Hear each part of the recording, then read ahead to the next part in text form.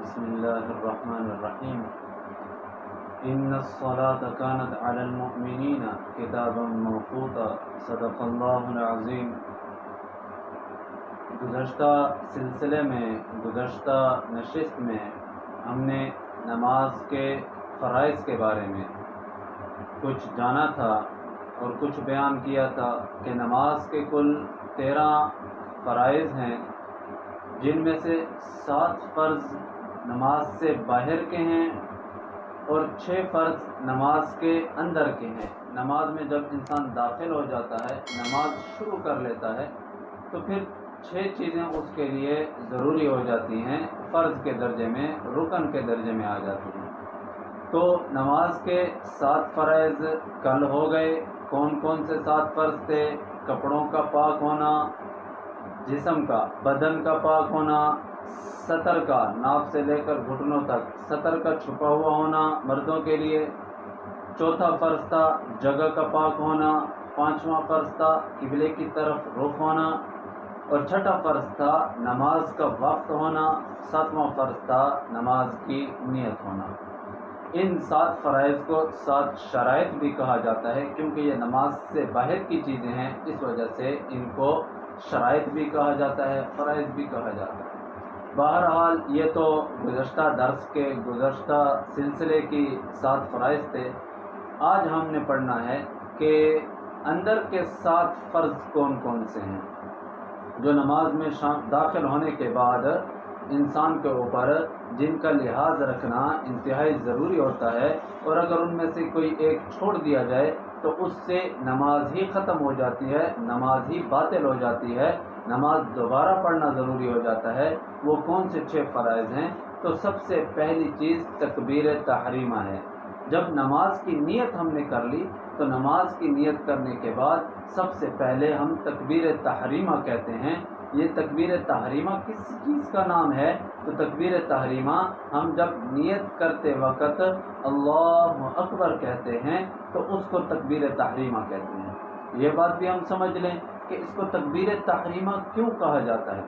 تکبیر تحریمہ اس لیے کہا جاتا ہے کیونکہ نماز کے داخل ہونے سے پہلے، نماز میں شامل ہونے سے پہلے، نماز میں شرکت سے پہلے جو چیزیں ہمارے لیے حرام نہیں تھی، حلال تھی، کھانا ہمارے لیے حلال تھا، پینا ہمارے لیے حلال تھا، سلام کرنا، سلام کا جواب دینا، کلام کرنا، کسی سے بات کرنا، یہ تمام چیزیں حلال تھی۔ لیکن جیسے ہی ہم اللہ اکبر کہتے ہیں، تکبیر تحریمہ پڑھتے ہیں نماز میں داخل ہونے کے لیے، نماز شروع کرنے کے لیے، تو یہ تکبیر ان تمام حلال چیزوں کو ہمارے لیے حرام کر دیتی ہے۔ اس وجہ سے اس تکبیر کو تکبیر تحریمہ کہتے ہیں۔ ایسی تکبیر جو حرام کرنے والی ہے حلال چیزوں کو بھی، تو نماز کے اندر یہ تمام چیزیں حرام ہو جاتی ہیں، اس وجہ سے اس کو تکبیر تحریمہ کہتے ہیں۔ اور یہ تکبیر تحریمہ کا قیام کی حالت میں پڑھنا فرض ہے، ضروری ہے، یعنی کھڑے ہو کر اللہ اکبر کہیں گے۔ جھکتے ہوئے کوئی اگر رکوع میں جاتے ہوئے جھکتے ہوئے کوئی اللہ اکبر کہہ دے تکبیر تحریمہ، تو اس سے اس کی نماز ادا نہیں ہوگی، یہ تکبیر درست نہیں ہوگی۔ اس کا قیام کی حالت میں کھڑے ہو کر اللہ اکبر کہنا یہ فرض کے درجے میں ہے، ضروری اور لازم ہونے کے درجے میں ہے، اس لیے اس کو ایسی صورت میں ہی ادا کرنا ضروری ہے۔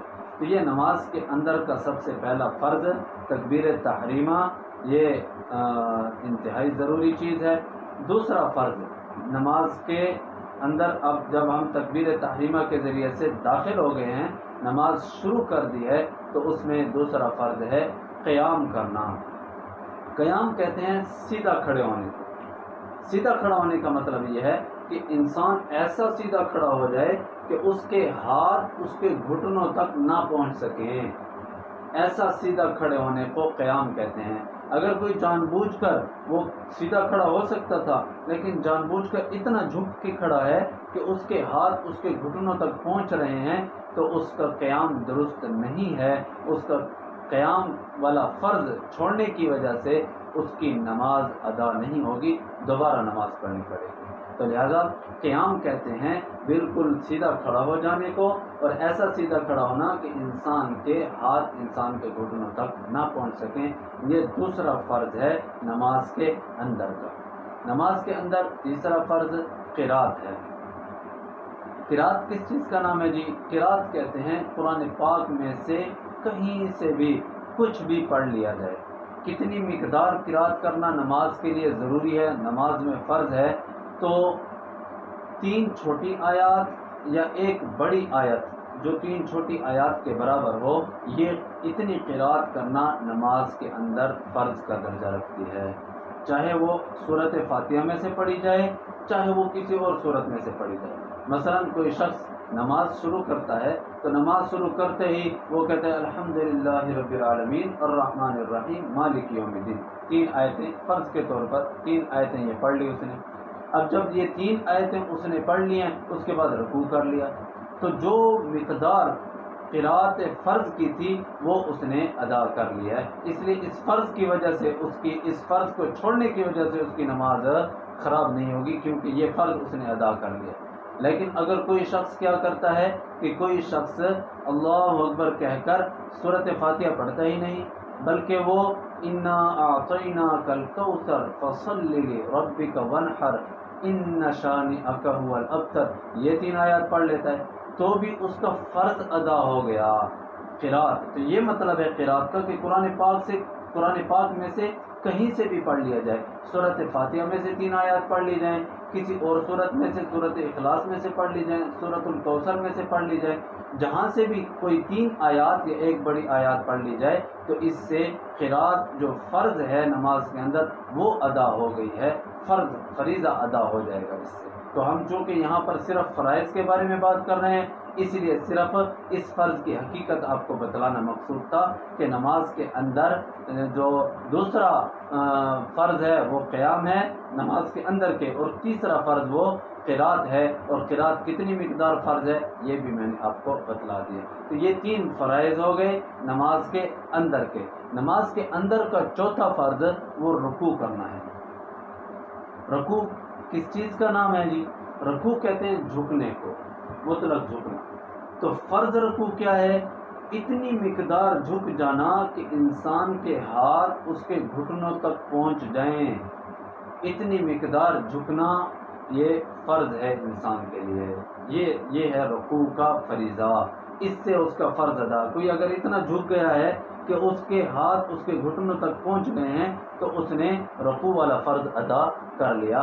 البتہ سنت کیا ہے رکوع کے اندر، تو وہ آگے بھی بحث آ جائے گی کہ بالکل اس کی کمر اور اس کا سر یہ چیزیں برابر ہو جائیں اور اپنے ہاتھوں سے اپنے گھٹنوں کو مضبوطی سے پکڑ لے، یہ سنت کے درجے میں آ جاتی ہیں۔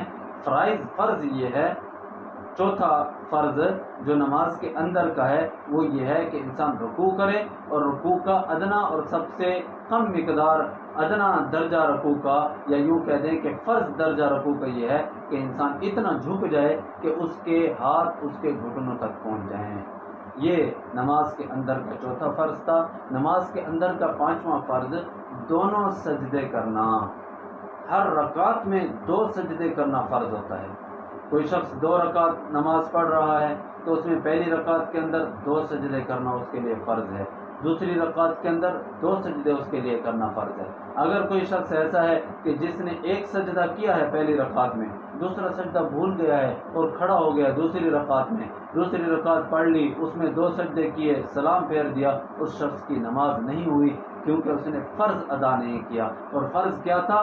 2 سجدے کرنا، یہ فرض ہے نماز کے اندر۔ تو لہذا 2 سجدے ادا کرنا یہ 5واں فرض ہے۔ اور چھٹا فرض قاعدہ اخیرہ میں تشہد کی مقدار بیٹھنا۔ قاعدہ اخیرہ کا کیا مطلب ہے جی؟ اس بات کو بھی ہم سمجھ لیں۔ اگر ہم 2 رکعت والی نماز پڑھ رہے ہیں تو 2 رکعت والی نماز میں جب ہم دوسری رکعت کے بعد تشہد پر بیٹھیں گے، قاعدہ پر بیٹھیں گے، قاعدہ کریں گے، تو یہ جو قاعدہ کرنا ہے یہ قاعدہ اخیرہ شمار ہوگا، کیونکہ اس کے بعد تو نماز ہی نہیں ہے، 2 رکعت والی نماز ہم نے پڑھی تھی۔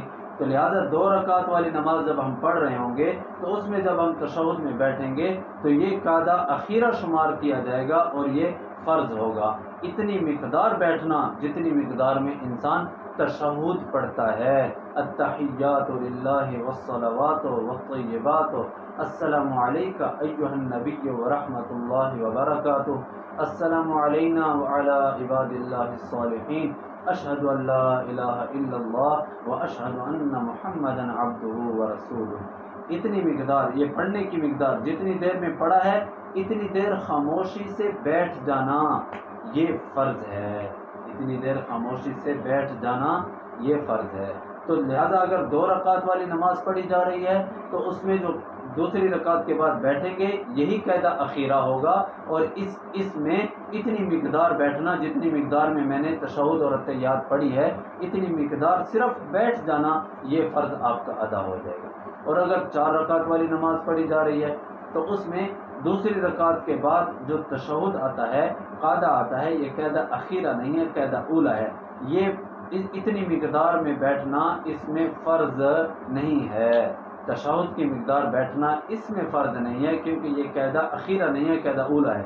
ہاں البتہ جب 4 رکعت والی نماز پڑھی جا رہی ہے تو چوتھی رکعت کے بعد جب ہم بیٹھیں گے تو یہ بیٹھنا قاعدہ اخیرہ کے درجے میں شامل ہوگا، قاعدہ اخیرہ ہوگا. اور اس قاعدہ اخیرہ میں تشہد کی مقدار صرف بیٹھ جانا یہ فرض ہوگا. اس سے آپ کی نماز ادا ہو جائے گی، فرض آپ کا ادا ہو جائے گا. یہ بات تھوڑی سی ذہن میں رکھ لیں، باریک بات ہے. ایک ہے صرف بیٹھ جانا تشہد کی مقدار میں، یہ فرض ہے. اور تشہد کی مقدار بیٹھ کر اس میں تشہد پڑھنا، اتحیات پڑھنا یہ واجب ہے. انشاءاللہ آگے واجبات میں یہ بات آ جائے گی. تو صرف خاموشی سے اتحیات کی مقدار بیٹھ جانا یہ فرض ہے اور اس کے اندر تشہد پڑھنا یہ واجب ہے. یہ کل 13 آپ کے سامنے نماز کے فرائض آ گئے.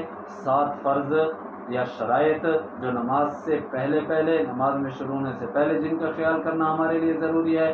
اور 6 نماز کے اندر جب نماز شروع کر دی، ہم نے نیت کر لی، تکبیر تحریمہ ہم نے پڑھ لی، تو اس کے بعد جو ہے وہ 5 تکبیر تحریمہ کے ساتھ 6 یہ نماز کے اندر کے 6 فرائض تھے. یہ کل 13 فرائض ہو گئے ہیں. ان 13 فرائض کا لحاظ رکھنا، ان کو ذہن میں رکھنا کہ میں کون سی چیزیں میرے لیے ضروری ہیں جس سے میری نماز ٹھیک ہو جائے گی. ان میں سے کوئی ایک چیز بھی اگر رہ گئی ہماری تو اس سے ہماری نماز ادا نہیں ہوگی. لہذا اس وجہ سے، اور فرائض کا حکم بھی یہی ہے، فرض اگر کسی سے چھوٹ جائے ان 13 چیزوں میں سے کوئی ایک اگر اس نے چھوڑ دیا تو اس سے اس کی نماز بالکل باطل ہو جائے گی، ختم ہو جائے گی. سجدہ سہو کرنے سے بھی اس کی نماز درست نہیں ہوگی، اس کو نماز دوبارہ پڑھنی پڑے گی. اللہ تبارک و تعالی ان تمام باتوں کو ذہن نشین کرنے کی توفیق نصیب فرمائے.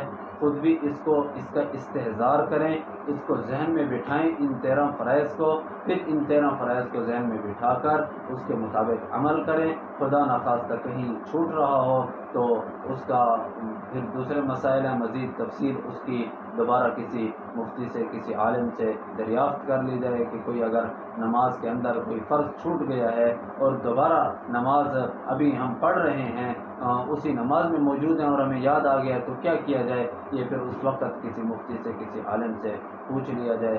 ان 13 جو فرائض ہیں ان فرائض کا خیال کرتے ہوئے نماز ادا کریں گے تو انشاءاللہ ہماری نمازوں کی حفاظت ہوگی، ہماری نمازیں محفوظ ہوں گی. ایک ہے نماز کا پڑھنا، ایک ہے نماز کی حفاظت کرنا. یہ دونوں چیزیں ہمارے لیے ضروری ہیں. نماز پڑھ رہے ہوں لیکن اس میں فرائض ادا نہ ہو رہے ہوں تو وہ نماز پڑھنے کا کوئی فائدہ نہیں ہے. ایسی نمازیں پڑھنی ہیں جو محفوظ ہوں، اور جو نمازیں محفوظ ہوں گی انشاءاللہ